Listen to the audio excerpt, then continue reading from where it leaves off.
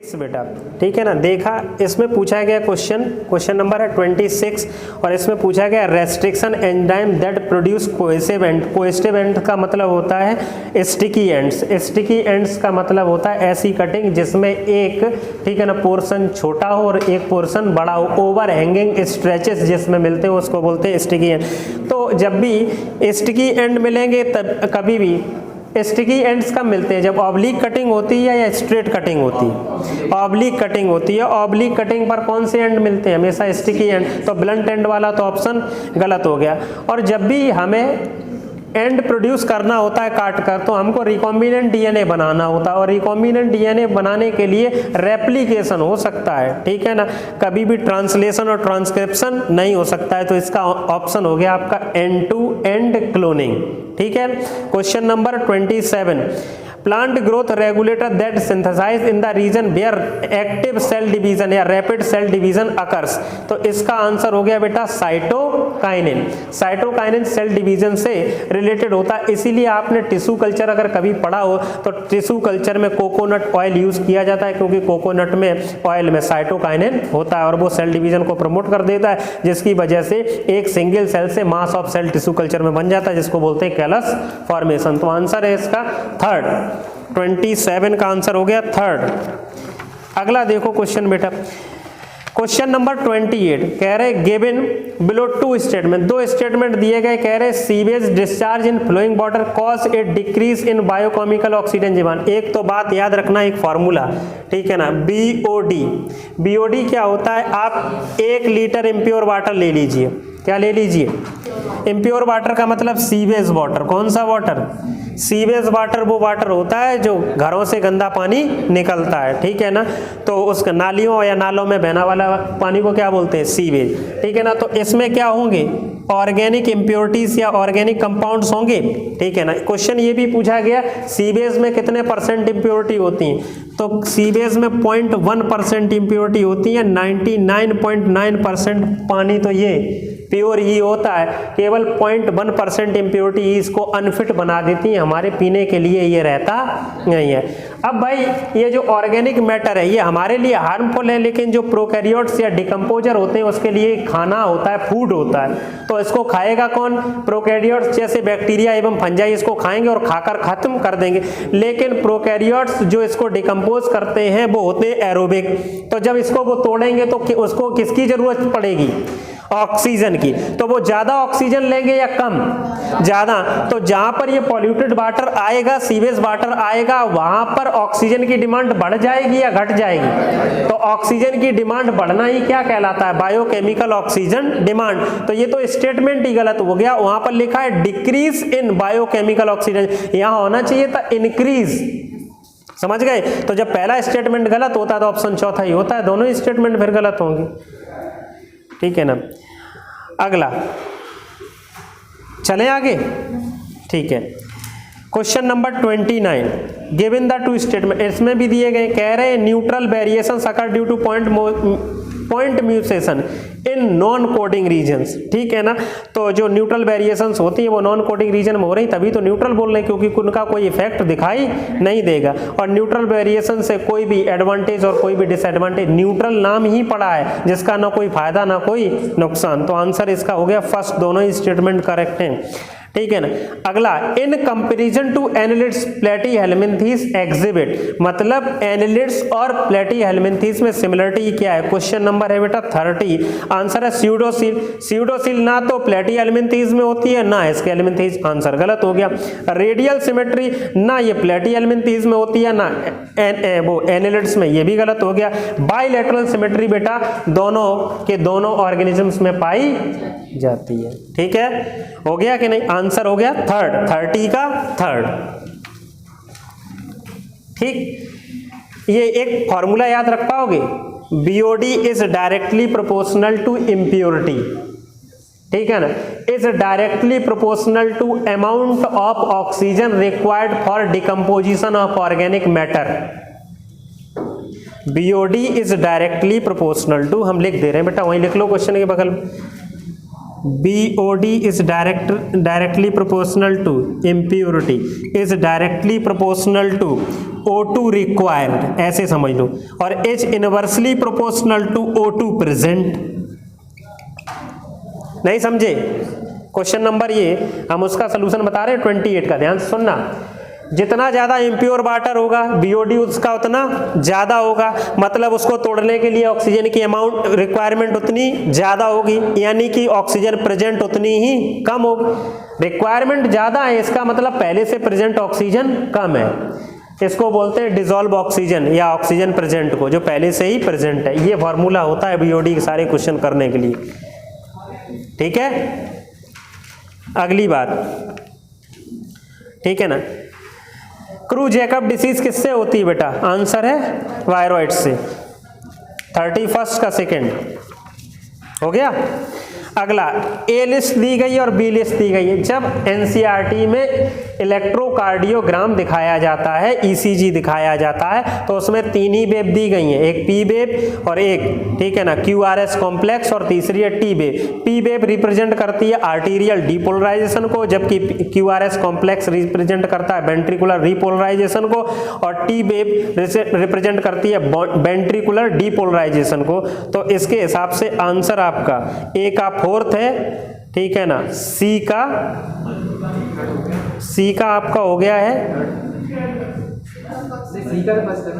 सी का फर्स्ट है। कौन सा ऑप्शन मैच कर रहा है इसमें? ठीक है ना, आंसर हो गया third.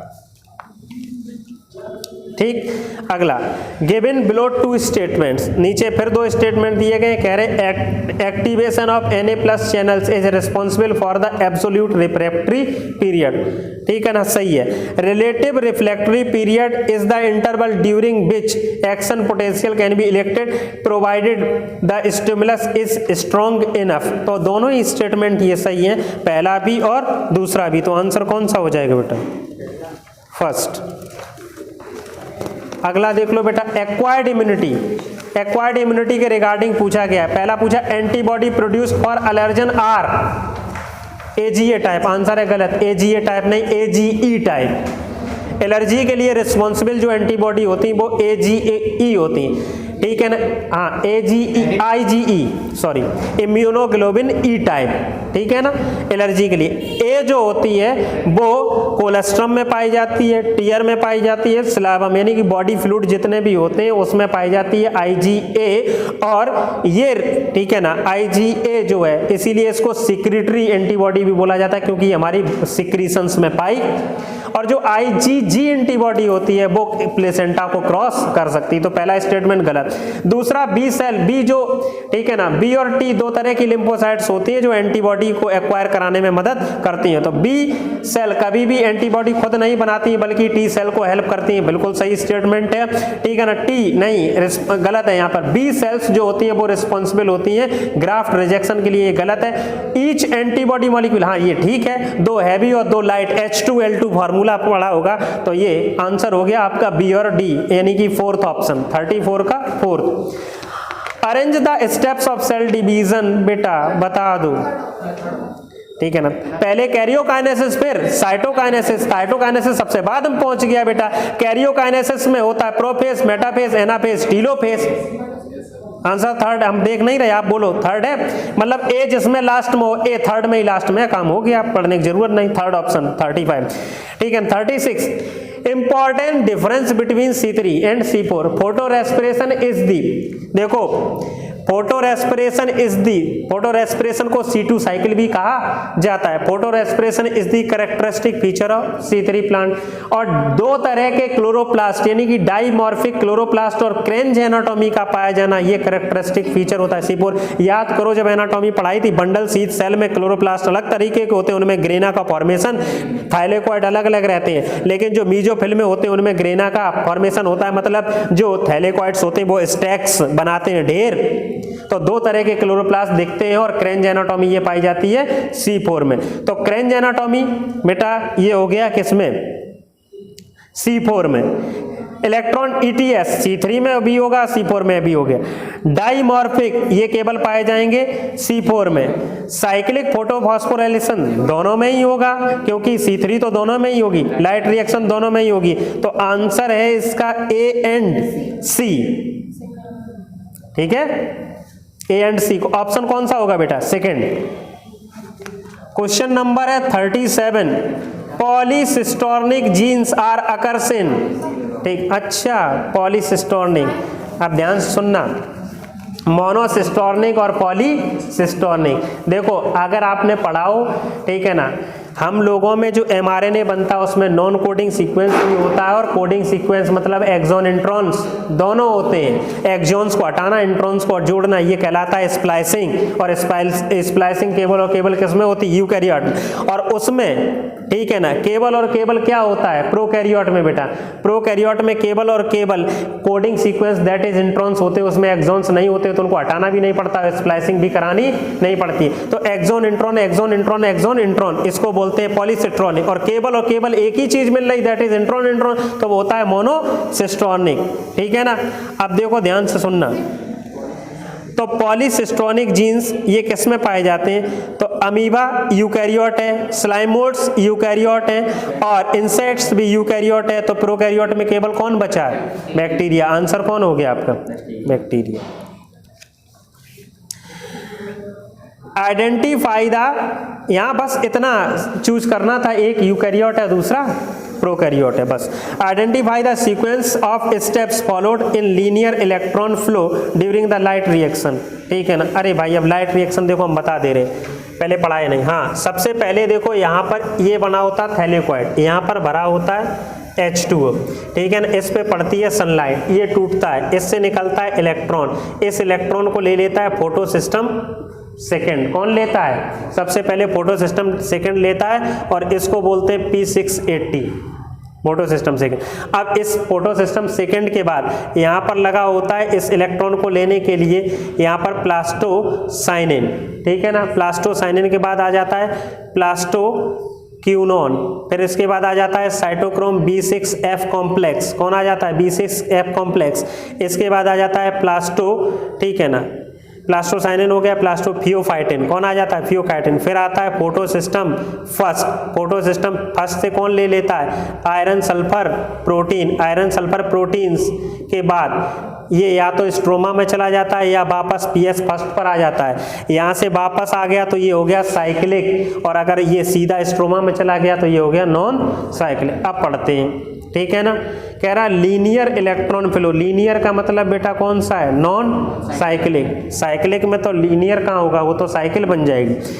Photo oxidation of P700 and transfer of an electron to NADP plus via ferredoxin. बिल्कुल सही है पहला ऑप्शन। अभी देखते चलते हैं। फोटोलिसिस ऑफ वाटर, हाँ इसमें होगी नॉन साइक्लिक। कीमो, बिल्कुल ATP भी जनरेशन होता है इसमें, क्योंकि साइक्लिक हो चाहे नॉन साइक्लिक ATP दोनों में बनता है। Photo oxidation of P6 and release of electron, बिल्कुल सही है। Photo oxidation, electron transport. अच्छा इनमें सीक्वेंस बताना है, तो पहले होगा बेटा फोटोलिसिस ऑफ वाटर, बी वाला, बस पहला, दूसरा ऑप्शन करेक्ट हो गया। सबसे पहले क्या होगा? फोटोलिसिस ऑफ वाटर, उसके बाद डी, हाँ फोटो ऑक्सीडेशन, बिल्कुल सही ऑप्शन है, ऑप्शन सेकंड। एक एक करके इवेंट हमें एक मैच कर गई थी। सबसे पहले क्या होगा? फोटोलिसिस ऑफ वाटर, वाटर का लाइट की प्रेजेंस में टूटना क्या कहलाता? Photolysis of water. बस ये मैच कर गया, ठीक है ना, बाकी चेक करने की जरूरत ही नहीं, आंसर हो गया second. Given below the list of microbes and their use as bio fertilizer, ठीक है ना। माइकोबैक्टीरियम लेप्रो, अच्छा ये तो डिसीज कॉज करता है जिसका नाम होता है लेप्रोसी। उसके आगे लिखते चलो, माइकोबैक्टीरियम लेप्रे, ये कौन सी डिसीज कॉज करता है? लेप्रोसी। फास्फोरस फिक्सेशन नहीं करता है। अगला है नोस्टॉक, करेक्ट है, nitrogen fixation. Blue green algae है तो नाइट्रोजन फिक्सेशन करता है, पहला ऑप्शन सही हो गया, वो बी ऑप्शन सही है। अगला है ट्यूबरक्लोना मैक्सिना, ठीक है ना, इसमें ये बाइट पाइन ब्लिस्टर रस्ट, अभी इसको छोड़ देते हैं क्योंकि ये हमें पता नहीं है। अगले को देखते हैं, एजोटोबैक्टर कंपोस्ट एनहांसमेंट, ठीक है ना।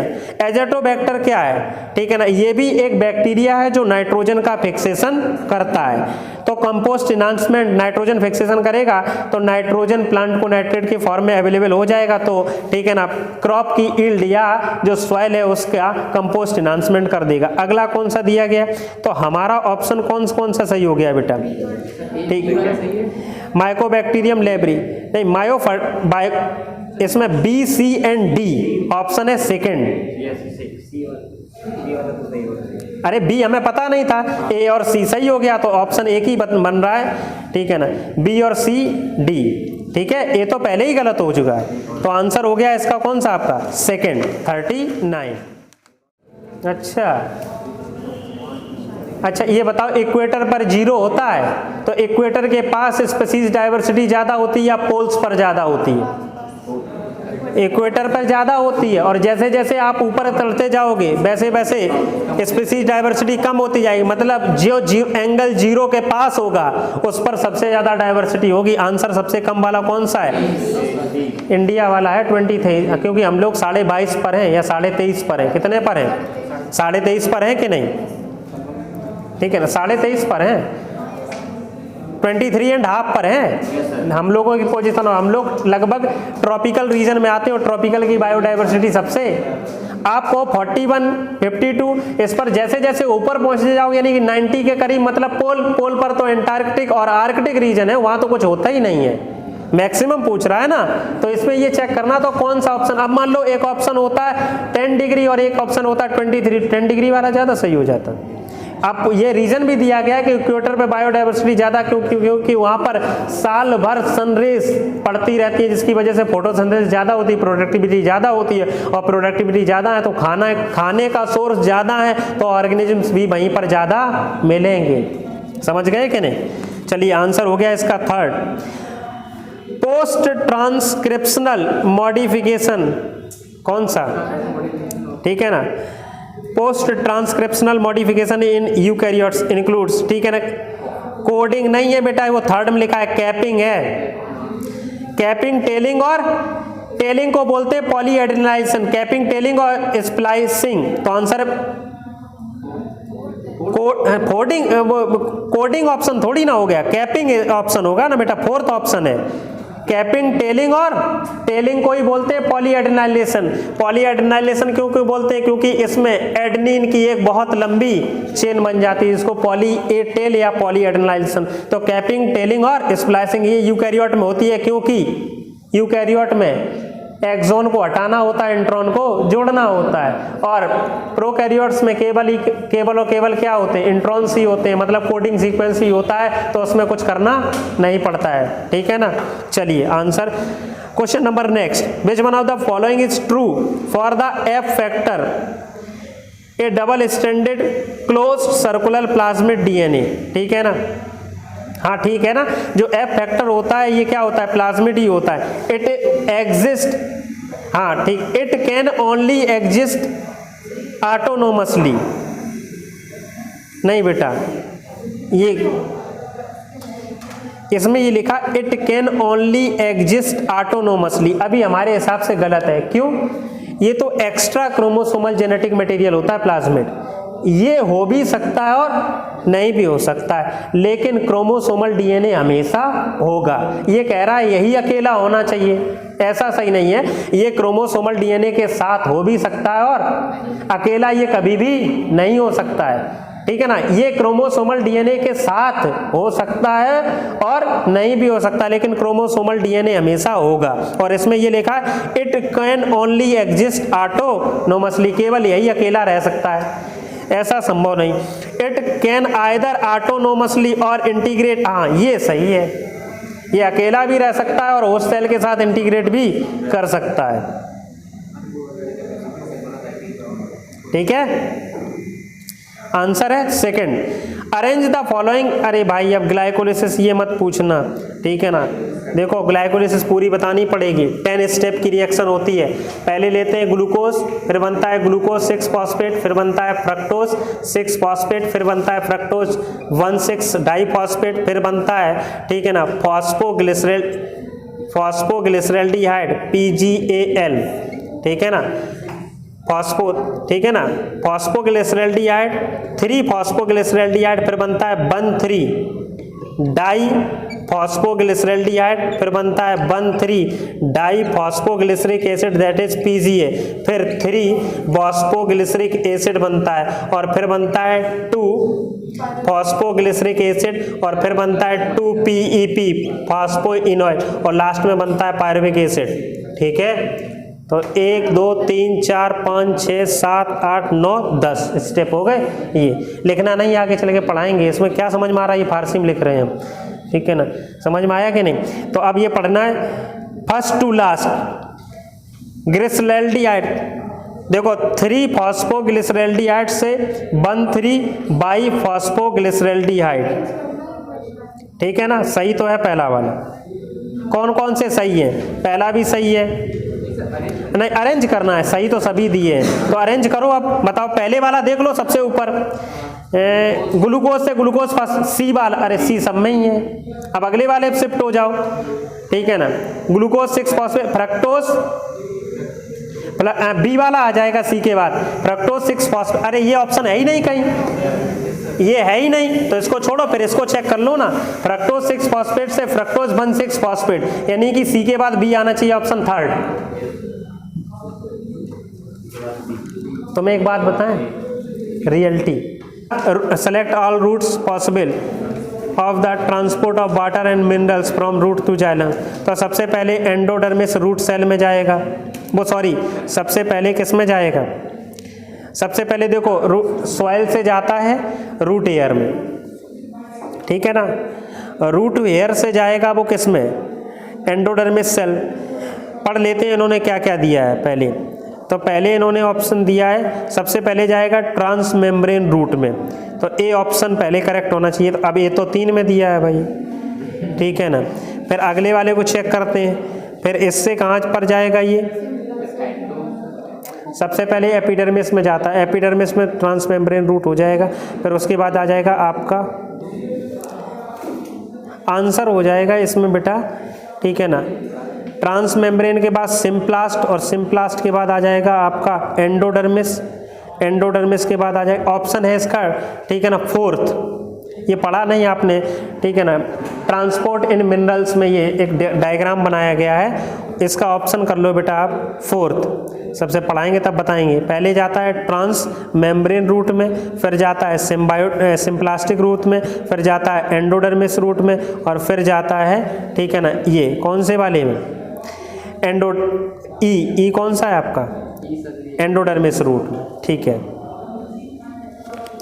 ABDE ऑप्शन कौन सा हो गया? फोर्थ। अच्छा, मैच करनी है लिस्ट, मैच करो। एक्रोसोम, ठीक है ना, एक्रोसोम, हाँ ठीक है ना, एक्रोसोम में कौन सा होता है? हाँ वेरी गुड, हाइलोडेज। एक दूसरा और कॉर्पस ल्यूटियम, बताओ कॉर्पस, हाँ वेरी गुड, ठीक है ना। तो ए का सेकंड, बी का थर्ड, कौन सा हो गया? ठीक है, हो गया ऑप्शन, सेकंड ऑप्शन आ गया 45 का सेकंड ऑप्शन। अगला, which property of the water molecules enables to it to be the function as a moderator of temperature for living organisms? पहला ऑप्शन है हाई स्पेसिफिक हीट, ठीक है ना, दूसरा ऑप्शन है हाई हीट ऑफ वेपोराइजेशन। पहला option correct है केवल, high specific heat, option A, 46 का ऑप्शन ए करेक्ट। अगला क्वेश्चन देखो बेटा 47, मैच करनी है लिस्ट फर्स्ट को लिस्ट सेकंड से। अब देखो ये देखो, जो आपका strategies for enhancement and food production chapter है, उसमें टेबल बनी है 2। प्यूसा कोमल ये किसकी है? ठीक है ना, क्या सर? हाँ ये डिसीज रेजिस्टेंट बनाई गई हैं कुछ वेराइटीज, ठीक है ना। करण राई, वाइट रस्ट, हाँ एक का फोर्थ एक ही में हो गया काम, सेकंड ऑप्शन। नहीं समझे? ठीक, अगला term ecosystem, A G Tansley, second option, रट लो इसको। इकोसिस्टम किसने दिया है? A G Tansley. Prokaryotic flagella are made up of flagellin protein, और यूकैरियोट होता है तो ट्यूबुलिन। ऑप्शन फर्स्ट है इसका, prokaryote flagellant. Arrange the following in order of starting from the first trophic level, ठीक है ना। देखो भाई सबसे आएगा, अच्छा ठीक है ना, साइक्लोप्स और डेफनिया, ठीक है आपकी बात। साइक्लोप्स और डेफनिया ये तो आर्थ्रोपोड होते हैं, स्पायरोगायरा ग्रीन एल्गी है, तो ये प्लांट हो गया। सबसे पहले आएगा producer, that is spirogyra plant, फिर उसको फीड करेगा तो स्मॉल फिश डायरेक्ट आएगा, प्रोड्यूसर नहीं आएगा पहले। तो स्मॉल फिश प्रोड्यूसर है या कंज्यूमर है? फिशेस, हाँ तो पहले प्रोड्यूसर की बात करेंगे, प्लांट की बात करेंगे, वो प्लांट है स्पायरोगायरा, ठीक है ना। पहले बी, ठीक है ना, बी हो गया। अब इसको फिश फीड कौन करेगा? साइक्लोप्स, बी के बाद ए, और फिर उसको फीड, ठीक है ना, फीड कौन करेगा? ठीक है ना, उसको फीड करेगा, ठीक है ना, स्मॉल फिश। हाँ, स्मॉल फिश के बाद आ जाएगा आपका फिर कैट फिश, और लास्ट में आ जाएगा डी। ऑप्शन कौन सा हो गया? थर्ड। ये हो गया आपका ICR का।